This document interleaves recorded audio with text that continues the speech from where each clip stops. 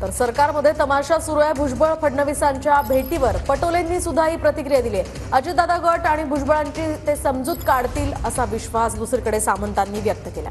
सरकारमध्ये काय काय तमाशा होते आहे आपण पाहतोय। पाचवी बहुमत मिळून सुद्धा हे सरकार स्थापन करू शकलं नाही। त्याला अनेक दिवस लागले। महाराष्ट्र लुटायचं प्लॅनिंग चालू आहे। 2.5 वर्ष तर लुटलं, अजून कसं लुटता येईल, पूर्ण राज्य कसं बर्बाद करते त्याच्यावरचं त्यांचं प्लॅनिंग चालू आहे। भाजपमध्ये जाते असं वाटतं काय त्यांनाच विचारा त्यांची प्रतिक्रिया। राष्ट्रवादी काँग्रेस पक्षाच्या नेत्यांना, ओबीसींच्या नेत्यांना का मंत्रिपद दिली नाही याच्यावर बोलण्याचा मला नैतिक अधिकार नाही। आणि भुजबळ साहेबांनी निवडणूक लढवावी, खासदारकी घ्यावी, राज्यसभेवर जायचं, या सगळ्या पत्रकार परिषदेतनं गोष्टी आम्ही ऐकतोय।